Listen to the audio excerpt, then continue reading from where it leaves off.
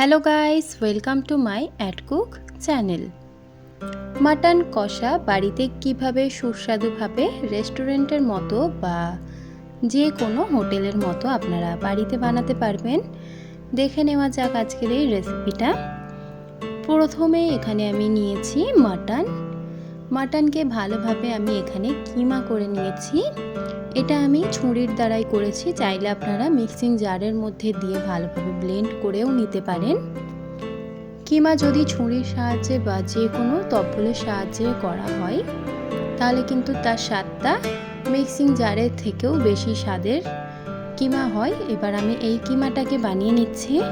এখানে আমি কিমা বানিয়ে নেওয়ার জন্য কড়াইতে তেল আর দুটো বড় সাইজের পেঁয়াজকে ভালোভাবে একটু ভেজে নিচ্ছি লালচে ব্রাউন করে।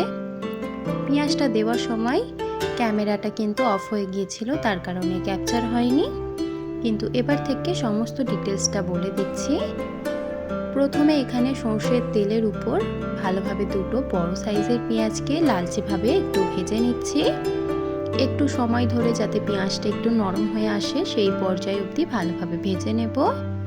আর ভালোভাবে ভেজে নেওয়া হয়ে গেলে এখানে দিয়ে দিচ্ছি স্বাদ পরিমাণে নুনটা দিয়ে ভালোভাবে পেঁয়াজটার সঙ্গে ভালোভাবে আমি হাতা দিয়ে মিক্স করে দিচ্ছি।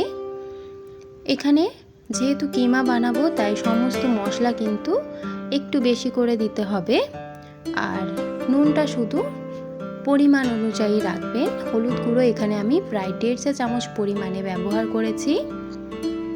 1.5 চা চামচ হলুদ দেওয়ার পরে এখানে আমি গুঁড়ো লঙ্কা ব্যবহার করেছি 1 চা চামচ পরিমাণে। ঝালটা যদি আপনারা বেশি খেতে পছন্দ করেন অবশ্যই ঝালটা আরও বেশি করে আপনারা দিতে পারেন।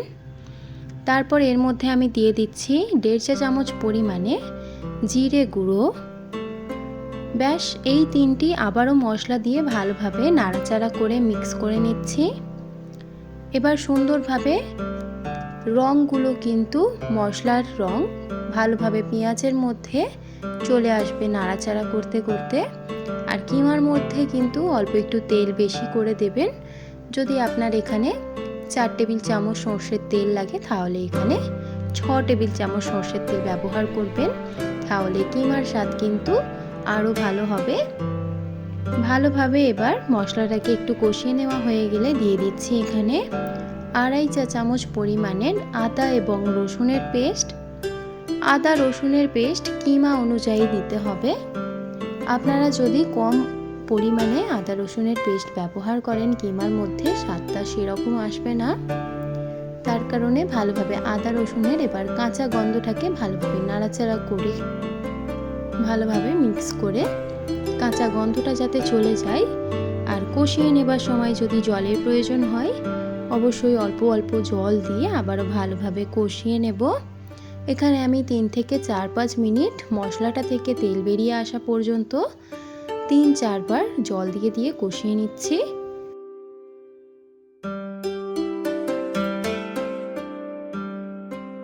কষিয়ে নেওয়ার সময় আমি এখানে কাশ্মীরি গুঁড়ো লঙ্কা 1 চা চামচ পরিমাণে ব্যবহার করলাম, কারণ অল্প একটু কালার আসার জন্য কাশ্মীরি লঙ্কা একটু দিতে পারেন, তাহলে কিমার কালারটা কিন্তু দারুণ লাগবে দেখতে।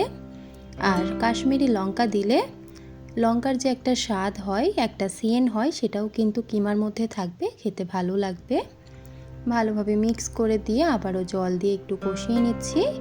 কিমার মধ্যে মশলাটা কষিয়ে নেওয়া অনেকটাই জরুরি। ভালোভাবে কিন্তু মশলাটাকে একটু পুড়িয়ে পুড়িয়ে ভালোভাবে তেল বের করে এটাকে মিক্স করতে যাব একটু সময় ধরে। দেখুন কিমার মশলাটা কিন্তু যতটা পরিমাণে কষিয়ে নেবেন ততটা পরিমাণেই কিন্তু সুন্দরভাবে তেল বেরিয়ে আসবে। সেই পর্যায়ে আমি এখানে দিয়ে দিচ্ছি টক দই।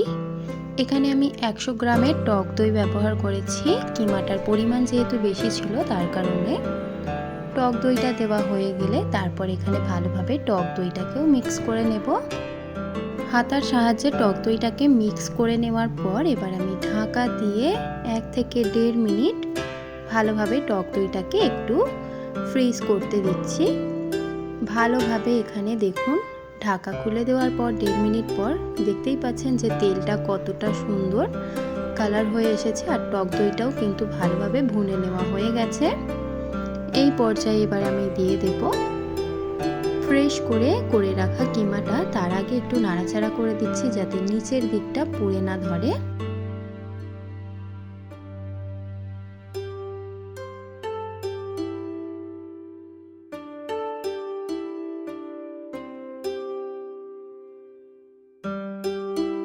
সমস্ত কিমাগুলো দিয়ে দেওয়ার পর এবার ভালোভাবে অনবরত 10 থেকে 15 মিনিট নাড়াচাড়া করে নেব জল দিয়ে।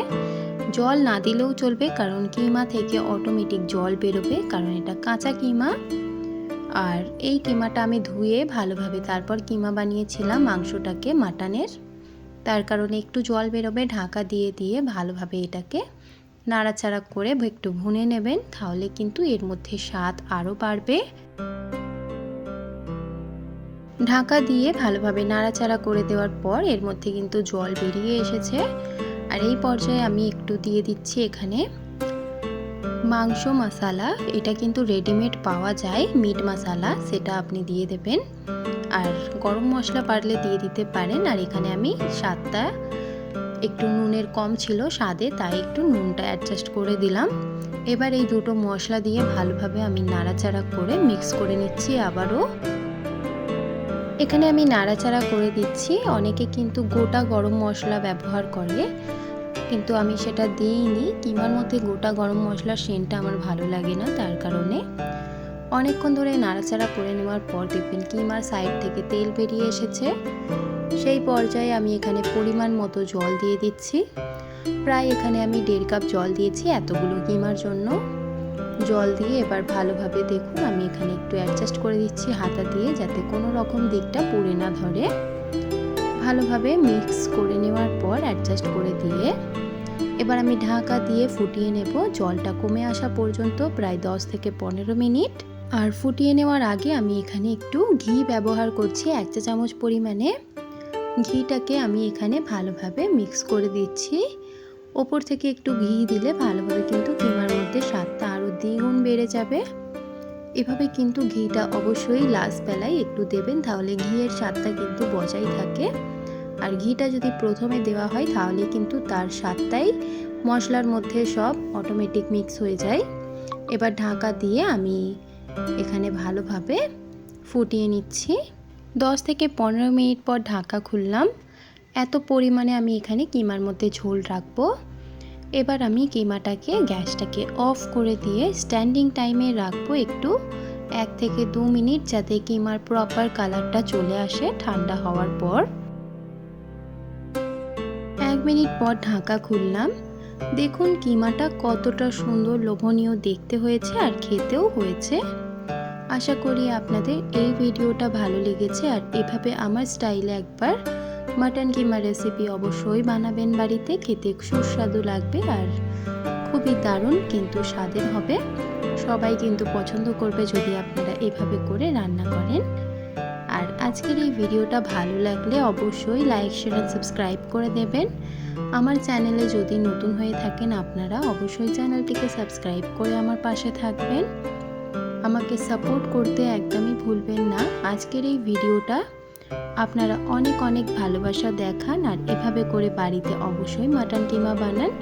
আজকের এই ভিডিওটা দেখার জন্য থ্যাঙ্কস।